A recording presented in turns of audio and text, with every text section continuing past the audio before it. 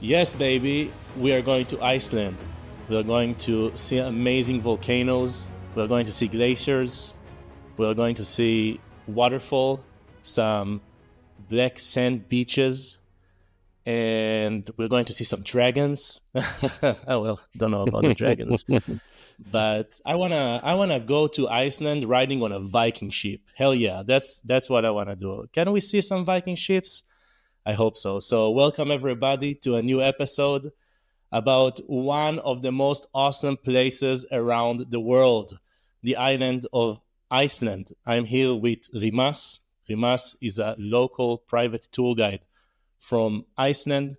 He's a part of being a tour guide. He's also an amazing photographer and videographer.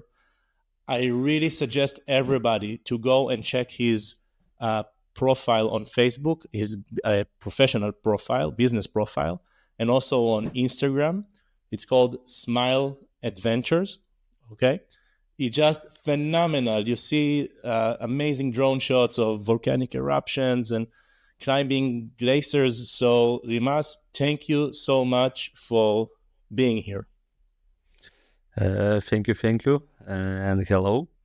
Yes, first of all, Iceland landscape is really otherworldly, and probably it's difficult to find something similar in our world. How it's the nature looks here, and as like you mentioned, yeah, from volcanoes, waterfalls, glaciers, mountains. And so on, blacks and beaches. It is just unique. Everything is unique, and definitely I would recommend for everyone at least once in a life to come and visit Iceland and experience it. Usually, everybody wants to come back here again and again and again, and you have to feel it by yourself. Better, I would say, one time. To feel it than 100 times to see just on the pictures. Definitely. So, Rimas, before we going to talk about Iceland and what there is there to see and do, first of all, I want to talk about you. So, what led you? I mean, what brought you to Iceland? You are not originally from Iceland, right? Yes, so I was born and raised in Lithuania. I came to Iceland uh, not only because of the nature.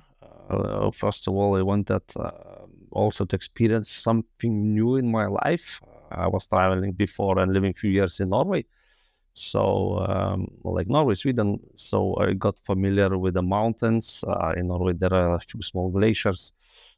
So I got familiar with these things, but it's always fascinated me volcanoes. Iceland is an active volcanic island. So this was one of the things why I wanted to come here and to experience a volcanic eruption, which I saw it, of course, on the videos on the TV.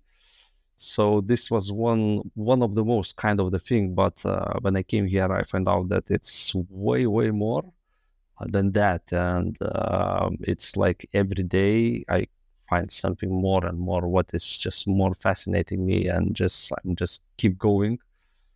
So yeah, like volcanoes was one of the topic why I came here. So, Rimas, it's funny that you're saying it because, like I said, I've never been to Iceland. It's definitely high on my bucket list. And when I think about Iceland, I think about two things that are actually one, I would say. First, I think about the combinations of words of ice and fire. It's a geological paradise. So, apart of volcanoes, what else can you find there?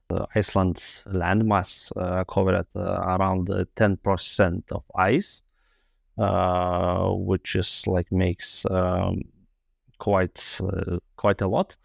And there is a second biggest glacier cap in Europe, which we called Vatnajökull, a very easy name.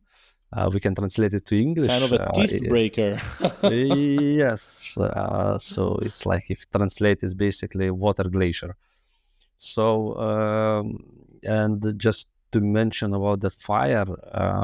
It doesn't mean that there is fire always in this country and this island. So sometimes it can erupt, but that doesn't mean it's erupting all the time. Uh, so yes, and what we can find it more, we have a lot of black sand beaches here. First of all, I will mention white is black. All of it is volcanic stuff.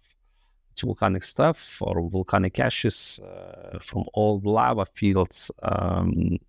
And yeah, most of the beaches actually are black. There are a few very popular, but actually most of the beaches are all black sand beaches.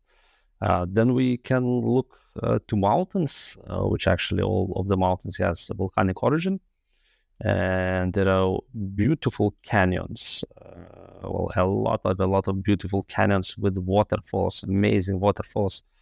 And somebody was trying to count how many waterfalls there are in Iceland, so you can't believe it. It's around 10,000 waterfalls, and it's What? no po- 10,000? around 10,000 Wow. waterfalls, and it's just no possible to count each one. It's just no possible. So yes, each waterfall it's more beautiful than previous one, and each one is unique. So it makes mostly on each corner possible to see waterfall. And if you love that, in summer and winter time, these waterfalls, the same waterfall, can look so different because in winter time, if when it's cold, it's partly freezes and it makes also like awesome view. And in summertime, well, when it's hot day, we can like feel as a shower. We can take as a shower. So yes, So let me ask you something because it sounds like the terrain of Iceland is very rigorous, like a model kind of scenery, from Lord of the mhm, Rings. One does not simply walk into Mordor. But yes. is it suitable? I mean, visiting Iceland, is it suitable only for like adventurous hikers and people who love the outdoors? Or is it also can be good for like a family trip or, something that is less rigorous and less like extreme? So that's a good question, and actually, it's a very simple answer. Iceland offers all kind of tourists and attractions, like let's say nature attractions. We don't have to be hikers, so we can just enjoy drive by the coast. Then we can enjoy waterfalls, main waterfalls. We can enjoy beautiful glacier views. We can enjoy good food. We can enjoy ocean, northern lights, midnight sky. And if somebody is really hiking, yes, then can go on the mountains, hike on the mountains, hike on the glaciers, and even with families who's coming can go to with guided tours for sure, like to ice cave. And there are different types of ice caves. Well, need to mention that those are natural. They're on the glacier, so need to hike on the glacier. It can be short hike, it can be longer hike, but it can be just under the glacier, which makes just like 15 minutes easy pace walk from Jeep till the glacier, and there is ice cave right there. So even children from 8 years, 7, 8 years, 9 years, it's a suitable. Families come with the children and enjoy it. Actually, enjoy it. Iceland, yes. You said a lot of things that really caught my ear, and I will start with the first one. You mentioned the northern lights, the aurora borealis. So that's something new to me because I knew that most people who want to see it go to places like Sweden or Norway, Lapland, and such. And now it's really a surprise for me that you can also do it to see it in Iceland. Yes, well, Iceland, it's very close to Arctic Circle, which is very close by. It's like I'm not sure how close, like 20 kilometers or something, or 50, but not so. Yes, when it comes dark period, We start hunting northern lights usually from September, even at the end of August, and until end of March, we can see northern lights. But just to understand, for northern lights, has to match few conditions, like it has to be solar activity, and it has to be no clouds, and of course, then we can see. Not every night, but yes, we can see. Yeah, so it's based a lot of the luck, basically, or coincidence. Yes, a little bit. But now I come to also a very important question: that when is the best time to come and travel in Iceland? Well, this is kind of difficult to answer because it depends what you would like to see. Different seasons offers different views and different activities in Iceland. In order for the best weather and for the best for long days, definitely it is a summertime, and I would mention like July and August are the best months. Still September until mid of September. But during summertime, unfortunately, it's not possible to see northern lights, and most of ice caves is not are not accessible only because of the safety. And in winter time, like northern lights, ice caves, so it's different stuff. But as well, need to understand, in summertime for 3 months we don't have real night, and that's true. Sun just sets a little bit down to horizon and just a little bit dim. So basically, we have like almost 24 hours daylight. And during the winter time, like now in the beginning of December, we have only 4.5 hours of daylight. Sun rises after 11 a.m. in the morning, and that's really depressing. Yeah, well, yes and no, but when sun sets after around 4 p.m., northern lights last night I saw it from 6 p.m. So I mean, sun just sets and northern lights already in the sky. So my advice would be, if you would come in winter time, in daytime you for sure enjoy Black Sand Beach or Ice Cave, and when sun sets, you soak into natural hot spring, maybe open some drink, juice, beer, whatever, and then you watch northern lights. Wait, so but yes, it's very cold there in the winter time, right? Yes and no. Like actually, temperature today is +2 by Celsius degrees. Mm-hmm. And so, I'm not sure if this is Like cold or 36, 37 Fahrenheit, something like that. Fahrenheit, yeah. So usually by the coast is not so cold, and there are no snow by the coast. In the mountains, definitely it's cold, and there is a lot of snow in the highlands. But yes, it's not a summer; it's winter time. So, look, for me, it's really cold, and I think if when I will come to Iceland, will be in the summertime. No offense. No. I'm also, because for me, you said it's not so cold. It's too. For me, it's pretty cold, but I understand that winter could be a very unique time to come and visit Iceland. Just on that, Motek, I want to say that how we're saying there is no bad weather in Iceland, and there is just bad dress code, a wrong dress code. This is our joke. So look, another thing that I think really brought Iceland to a lot of people's perception or like knowledge is the Vikings.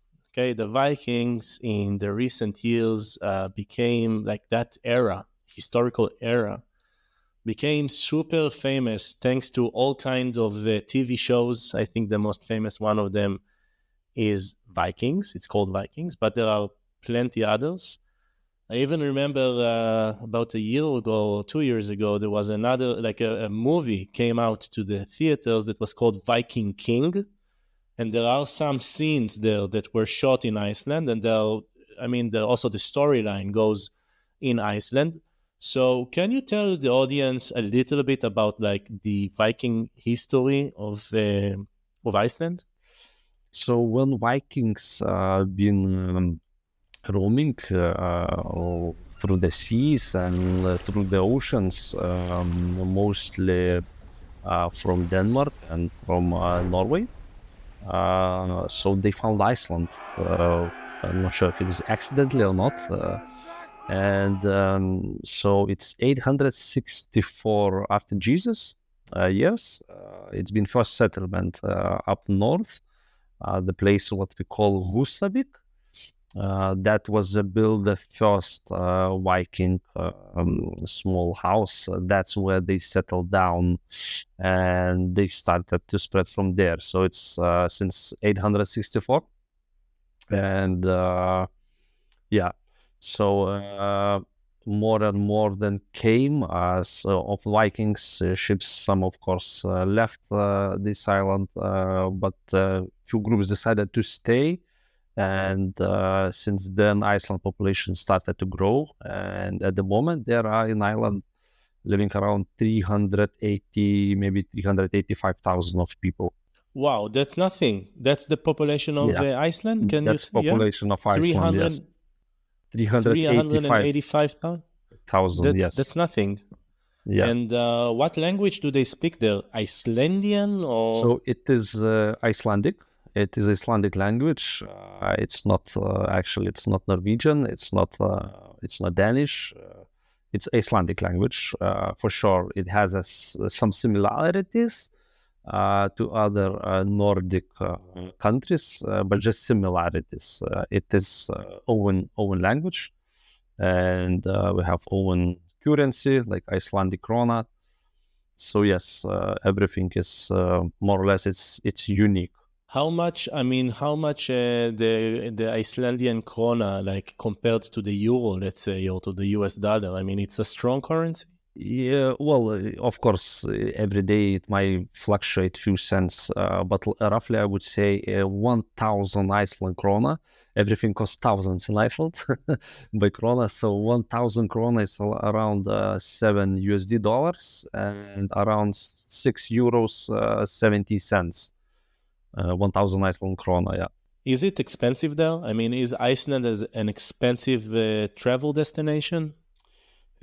Yes, it is quite expensive. The most expenses, let's say, puts on top of whatever what you would like to buy. That in this small island, we don't produce many things, so we have to import and pay import taxes. Of course, we need to sell something, so we need to put a profit. Also need to pay VAT taxes from the profit. So yes, it is quite expensive. But there are a few things what we also export from Iceland. So the fish, because we live in middle of Atlantic Ocean, so definitely we have a lot of fish around. That's our number one export to the world. But the rest we have to buy and ship here for ourselves and for tourists for sure. So it is expensive, yes. I also saw somewhere that Iceland use most of its energy like by renewable energy and geothermal energy and wind and yeah. So yes, that's correct. We don't use a lot of wind. We do not produce a lot of wind energy, and we could produce because we have actually high winds here in this country. Well, there is nowhere to high in the middle of Atlantic Ocean. So the most of the energy actually comes from geothermal plants and hydro plants. So from, let's say, water, which produces glacier rivers. We use glacier rivers to produce energy, and we use hot areas, so hot springs, where, well, it's some time past volcanoes erupted, but there are still hot lava or hot magma deep in the ground. It could be like roughly 2 kilometers to 3 kilometers deep. And we use that energy like a steam, yes, to produce the energy, which is renewable. That's awesome. That's really awesome. I don't know of a lot of places that does that, like using deep magma heat that produce steam and then and Yes. probably shooting it on a turbine and creating electricity. So that's something unique. That's something unique. So, okay, Iceland, expensive, remote, and cold. Come But in summer. still, yeah, come in summer, but still a freaking paradise. Yeah, it just depends on how you look at it. Yeah, I guess that it's like coming to Iceland is not like going to the French Riviera or going to I don't know, Lake Como in Italy, where it's like, oh, it's all. No, you come to see God's creation. You come to see like sorry for the language, but epic shit, and Yes. see like things that you cannot see anywhere else in the world. It's just amazing. I just looked at your videos, not all of them, some of them, but I just saw it and I was like, wow, this is like you have going to like visiting Iceland, and the next step after Iceland is going to visit Mars, or outer space. It just looks Yes. like a place Yes. from fantasy books. So I don't know. I just don't know how to describe it really. So you're completely right. Well, it's otherworldly landscape, and some places. So you can feel being at Mars. You can feel being on Moon, and those places mostly are in the highlands. And if somebody would like to experience the highlands the best, it is summertime. There it comes with more adventures. We drive there mostly with the super jeeps. There are no paved roads. That's we do not off-roading. It's strictly legal in Iceland off-road. So there are some kind of gravel roads. So we have to cross rivers, mountain roads, drive over the mountains, and there you can feel as being on the moon. And some places, because of the solidified old lava, like craters, they are red, completely red. There you could feel like being on Mars actually. And I'm not kidding. Yes, we can find these places in Iceland. So before going to the Highlands, first we need to arrive to Scotland, and I assume that you do it by getting to the capital, to Reykjavik. Is that Yeah. correct? Yes. So arriving to Iceland, just to understand, international airport, it is not in the Reykjavik or not at the Reykjavik, but it's quite close by, like roughly 50 kilometers or 30 miles. So if somebody would arrive to Iceland, rent a car or take a bus, it could be like 42 minutes to 1 hour. It depends on into which area of Reykjavik need. Yeah, That's not and bad. That's not bad. no, that's not bad. And Reykjavik is in pretty good location when there are some, let's say, bad weather or storms going on in Iceland. There are a few places where usually it goes. So Reykjavik is in pretty decent actually area. Sometimes there could be stormy outside, and in Reykjavik you would not feel why somebody was complaining that it was rainy and stormy all week. So yes. And Reykjavik is on the shore, right? It's located on the shore. Yes, Reykjavik is on the shore, and in the Reykjavik, or like with surrounding small areas around the Reykjavik, lives around 2/3 population of Iceland, and one of third population then is around the rest of the island, and nobody lives in the highlands. It's only on the shores or on the coast. Everybody lives here. So just to understand, the Highlands is kind of the center of the island. Yes and no. In general, there are quite a lot of highlands. I mean, yes, all the center it is a highlands, but also by the coast there are already like mountains. There are already mountains like glaciers.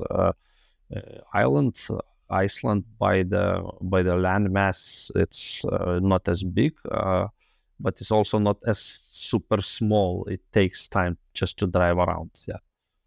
But the highlands, let's say Central Highlands, are in the middle of Ireland. Yes. So before we going there, because that sounds like the interesting part, but before we're going there, is there anything worth doing in Reykjavik? Let's say I land in Iceland, and usually, when you land somewhere, you have like a day or two to spend in the city that you arrived to, usually. So what should I do there if I have the time? Yes, definitely. So first of all, we have a super popular destination that's actually hot spring, and it's called Blue Lagoon. And probably more or less all around the world, everybody at least once heard about that. It's between international airport and between Reykjavik. So definitely, Lake Blue Lagoon is one of the most visited places in Iceland. Well, at the moment it's closed. Well, I can come later why it is closed. But yes, like Blue Lagoon. And if we want to enjoy Reykjavik as a city, definitely there are places where to walk. We have a downtown, like each city has, and very beautiful bay from where we could in summertime enjoy beautiful view of the mountain, which is in just next to the Reykjavik. In wintertime, when it comes darkness, we could enjoy northern lights maybe if it's not cloudy, and definitely taste some food, local food. So there are a lot of things what to do actually in the city, a lot of activities, and yes, you could spend it 1 or 2 days definitely just in the city. What is the proper time period to visit Iceland? For how many days should I come and visit Iceland? Well, this is also not easy answer or not easy question. It's again depends what would you like to see it. I want to see epic shit. If you would like to go all around, we have like let's say few circles. Like the most popular, it's a golden circle. That's like 1 day trip, and we have a ring road, just like I call the ring road, to drive around all island. Usually people choose between 7 days or let's say 1 week to 2 weeks, and I would take average like 10 days, let's say. With 10 days you could really enjoy real Iceland without rushing from place to place and a lot of driving, because driving in the fjords takes time, and it's possible to drive within 3 days just around, but you don't want to skip so many things. So to drive around Iceland, I would recommend in summertime at least 1 week. The best perfect would be like within 2 weeks. So like 10 days probably would be like average time. That is in summertime. In winter time, then it comes with the luck. If you would be get caught by snowstorm or windstorm. So maybe in winter time I would recommend to stay more in south and just west part and don't drive around Iceland. For that we need like 5 to 7 days in winter time. So like to enjoy it. Now that we know more or less like the proper time period, let's start with the I like to call it this section, the show me the money section. I mean, the actual places that that you would like to take me or someone to see in Iceland. All right, so well, 1 day trip or more or less, it's actually a very popular destination and so-called Golden Circle. There are a few spots which is really worth to visit. We have a Carrot Crater, then we have a geyser, which erupts every 5 to 10 minutes, and that's hot spring. That's a hot springs area. So this is one of the unique places in Iceland, which you could find just few more all around the world actually. There are not too many that there are erupting geysers. And then we have also Gullfoss waterfall. So this would Goosefall? Gullfoss, like a golden, like gold. Gulfoss. Yes, like golden waterfall. Yes, it's possible to see golden if you come at the right time by the sun reflection. It's possible Yeah, that sometimes. sounds cool. So this is like more or less 1 day trip because in between all these, let's say what I mentioned, like carried geyser, like erupting geyser, and this famous waterfall, there are a few more places where to stop or eat and so on. And then we have definitely all the south coast. So south coast, there are possible to travel half of the south coast within 1 day. Let's say from Reykjavik to famous Black Sand Beach, which real name in Icelandic it would be Reynisfjara. So and yes, so it's possible to drive there and come back within 1 day, or it's possible to take at least 2 or 3 days trip and drive more farther, more farther to east, let's say, to a very beautiful place, Diamond Beach and Glacier Lagoon. And in between these places, there are hundreds of places where you could just stop around the coast to stop and enjoy waterfalls and so many interesting landscape formations. Photographers, it would be like well, it's photographers. It's a real place to come and show the best what they can do from the work Yeah. on the place, let's say. So yes, on the way on the south coast, we already have waterfalls. Very easy name, Seljalandsfoss. The waterfall where you can walk fully behind, or like 360 degrees Celsius around the waterfall. And we have few more waterfalls. Well, not few more. We have way more waterfalls there. Then also we have glaciers.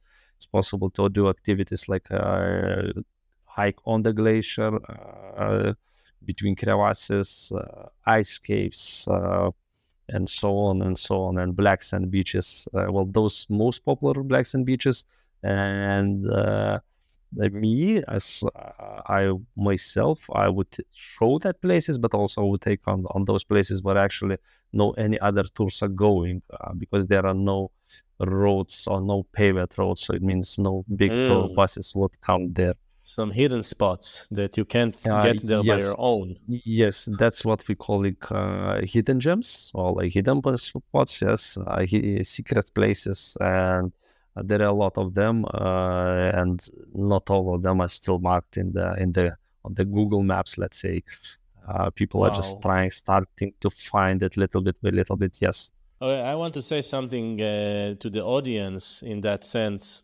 That's always like why I always recommend or hiring a private tour guide, or if you want to go on a on a day trip with other people that you don't know. But when you get to a place that is so unique like Iceland, and there's so many beautiful places to see, and if you will hop on a bus, most likely you won't be able to see them. So if you're already getting to this destination, and like we said, it's quite an expensive destination. So if you're already there, why won't you use your time to spend your time to the fullest extent and hire a private tour guide that will take you to all of these freaking awesome places? I just promoted you. Thank you. But that's true. I mean, that's true. Those people who are coming back to Iceland the second, third, and fifth time, yes, they finding private tours or private tour guides, and this is a very simple explanation. The most popular locations where everybody, let's say, knows, it's a beautiful locations and it's really worth to visit. And maybe if you're visiting first time Iceland, maybe that's enough. You can go rent a car, or you can go with a big tour buses. But there could be thousands of people at the same place, and it's almost not possible to get a picture without any people. if you want, or you have to come in the middle of the night when everybody sleeps. And that's yes. And if you would go with a private tour, a guide who could take you to the same places, or you can take you to even way more breathtaking place where there is nobody around because nobody knows, and you have to drive with a modified jeep, and there is no paved road, and you have to cross my 5 rivers to get it there. So yes, these people who are coming more and more to Iceland, they found these let's say private tour guides. Yeah. I really like photography and also taking videos. And I think, like, if I come to Iceland, can you take photographers to these places? Yes, definitely, definitely. In general, people coming get married in Iceland and hire photographers for photo shooting. People coming with special woman comes with different kind of dresses and takes a photographer to shoot, let's say, on the black sand beach with a red dress, Wow. and on the yes, and on where there's a white snow takes I don't know, like, let's say, yellow dress and so on. Yes, so it is quite popular, and people are actually hiring sometimes professional photographers just to get professional photographs, those unique places or in front of northern lights and so on. So yes, That's freaking awesome. it is. Okay, now I want to ask you, I don't know if you would like this question, because I see that you know a lot Okay. of like secret stuff and local places, but if I ought to ask you 5 unique places that you really love in Iceland, that whenever you go there, you feel your heart opens up, what would those places be? Okay, well, for me, number one, I would not mention just, let's say, number one, but not one. I would mention glacier, and then we can, like, glacier divide in many things: ice caves, crevasses. First of all, that's something like a different dimension. Well, it's just a frozen water, but when you step on the glacier, or when you are inside in ice cave, and with this blue color, and it's super unique experience and place. So number one for me would be ice glaciers, glacier or ice cave. And well, I can mention some ice caves like Katla Ice Cave, Blue Ice Cave, Sapphire Ice Cave, Hidden Lake Ice Caves. So I cannot say just one. So number one is ice cave. Glaciers. Number two, well, unfortunately, as well, it's not going to be one spot. I would mention that's a highlands. The highlands, there are the wall highlands.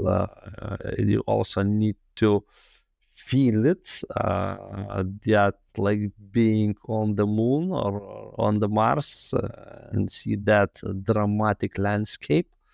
So that's as well the highlands. Well, number three, then I will mention exactly the place. That's the place in the highlands. That's a place, what we call it, Landmannalaugar. Very easy name. Very easy name, yeah. I'm sure our audience will remember that. Yes, basically it is a colorful mountains or rainbow mountains, like people likes to mention rainbow mountains in Iceland, and then each guide would understand where you want to go. So rainbow mountains. Then definitely I would mention a waterfall. Unfortunately, I cannot again tell just one place. I'm sorry, that's a 10,000 waterfalls. Each one is more than other one unique. Waterfalls, it is unique place. It gives a peace. The sound, it can heal you if you believe in that, and it's really, really, really beautiful. And number five, walk on the beach in Iceland. I can mention, let's say, Reynisfjara, but if you would be visiting Iceland not the first time, you would skip Reynis Fair only because there are 300 to 500 people at the same time might walk, and you will go on another black sand beach where there are no any people there, and it is the same beach, same black sand beaches. So I'm not sure if I answered it. No, you did. You Yeah. answered it very beautiful. Oh.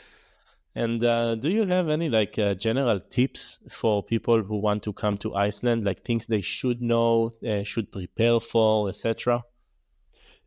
Well, yes. Always, first of all, in Iceland comes, let's say, prepare for all kind of weather.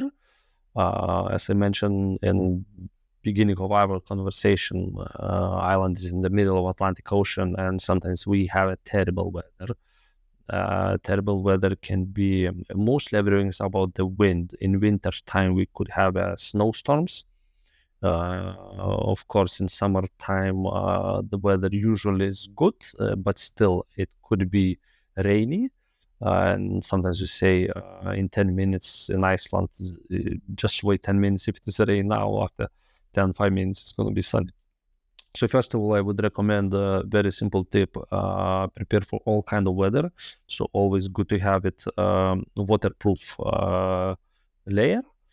More layers, let's say, under to have it if it gets cold and windy, and you always can take it out.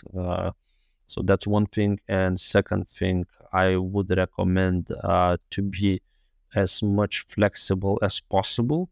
Do not stick only to, let's say, those 3 or 5 locations what you want to see, because in between of them you will see another places where you would like to stop and enjoy the place.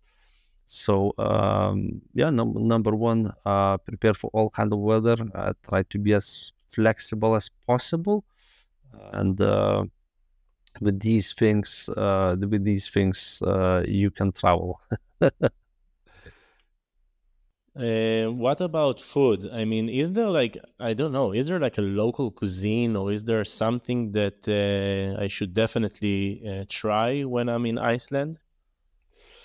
Yes. Well, Iceland has, let's say, it has few dishes. It has not only few dishes, but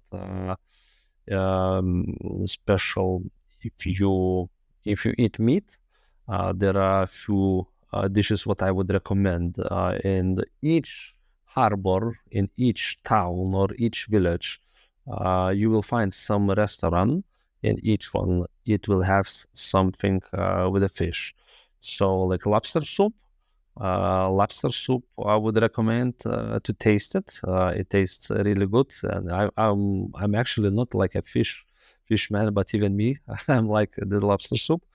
And lamb, lamb as well. It is Icelandic national one of the dish, and from lamb you can get everything, like lamb steak, lamb burgers, and if you would come on the special day, you always can get also even the lamb head, but that's not for everyone to taste it. Yes, and fermented shark. You can taste fermented shark. What? Wait. What? Fermented shark? Fermented shark. Yes, fermented You shark. take a shark and you ferment it?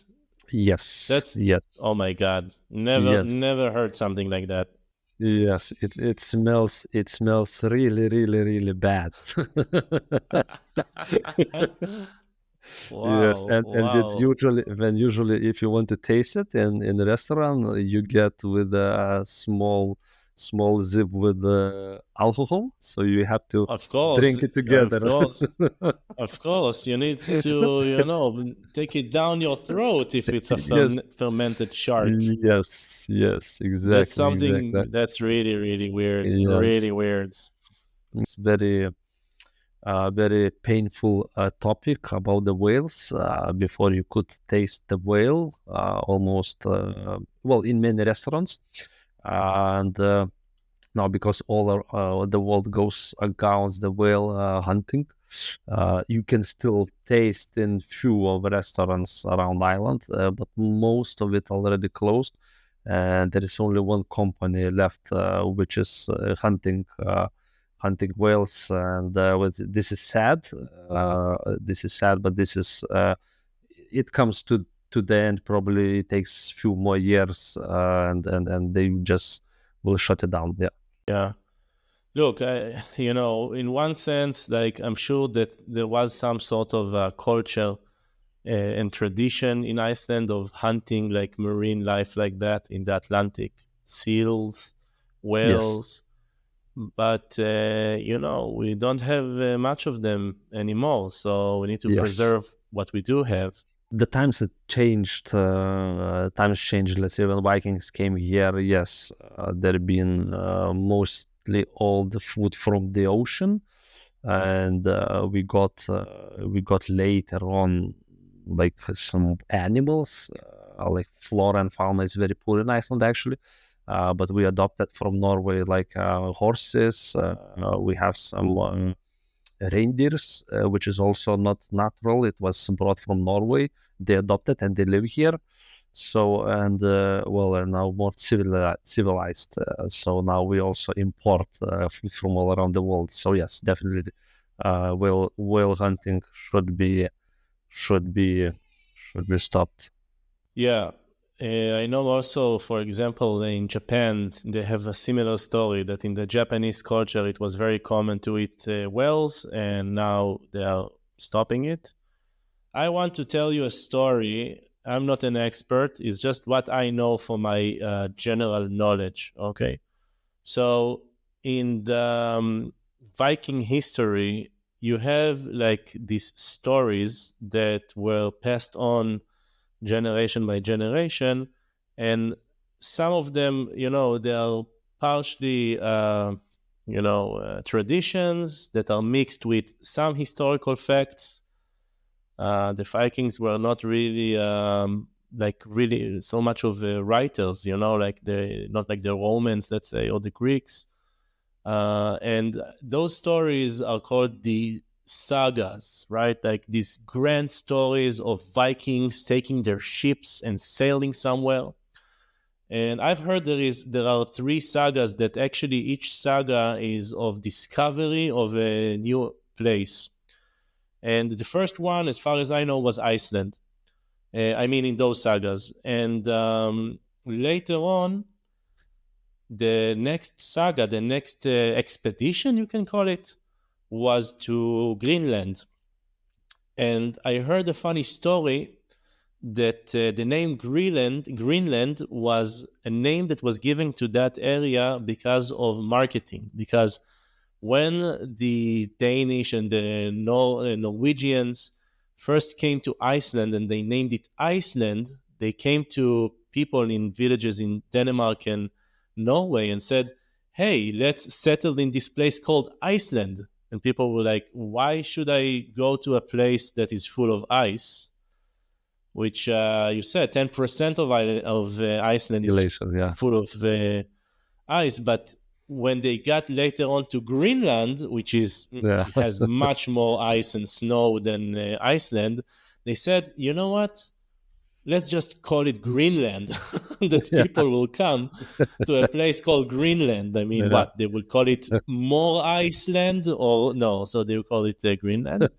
And then like the next saga, which for many years people thought that was like just a fiction, that it didn't really happen, is called the Vinland saga, that they came to North America, to the eastern coast of North America, and they called it Vinland, like the land of the vines, to attract also people, which of course there were no vines at that time in North America.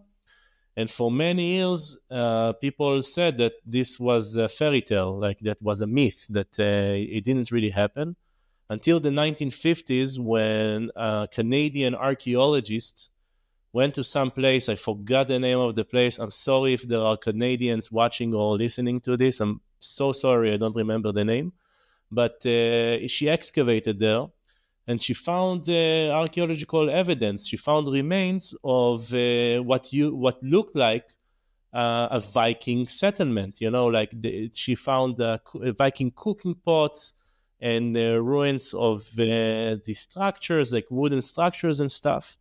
And then they realized that that saga, the Vinland saga, was correct, and that the Vikings got to North America before Christopher Columbus, so like few centuries before. So they did it like in a continuous journey that, of course, took centuries. It's not like one journey. Just people settled in Iceland, people settled in Greenland, and then from Greenland, some people got to the east coast of Canada. Well, it might. Yes, it might. It is true. I can't confirm it, unfortunately. But until these days, actually, sometimes people speaks about that, like talks like why Iceland. It's not a Greenland. Why it's not opposite? Because if you come in summertime, Iceland is completely green. Everything is Right. green. The moss likes to grow on volcanic stuff, like on the lava, old lava fields. And if you go to Greenland, there everything is white. So it's probably that's true. So, Rimas, Yes. before we finish, how can people find you? How they can reach out to you if they're looking for a private tour guide in Iceland? Well, I have, well, sure, I have my website, which is like smileadventure.is, or you just can visit my Instagram, Facebook, or TikTok, Smile Adventure Iceland, and it will lead you to my social media, and from there you can just drop a message. And but all the bookings everybody can do through the website. And if somebody is looking for special tour, always can just contact me via me email, or that's no problem. Well, Rimas, I must say it was an absolute pleasure having you here on the podcast and asking you these questions about Iceland. And thank you so much for sharing your knowledge. It seems like going on an adventure with you, it's something priceless and something that people will cherish and remember throughout their lives. And I think what I am going to do now is going to the beach to build my Viking ship and come straight to you to Yeah. Iceland. Yes. So, well, thank you for invitation of the podcast, and it was a pleasure actually. And definitely, I will be waiting on Black Sand Beach. When I will see that Viking ship is coming, I will know that it's you. So maybe see you in the summer. Depends when you will start to sail. Maybe in summer you will arrive. Yes. I think so. I think summer it will Yeah. be better for that. Yes. Definitely. So, Definitely. all right, Definitely. Rimas, thank you so much and see you in Iceland. Thank you. See you.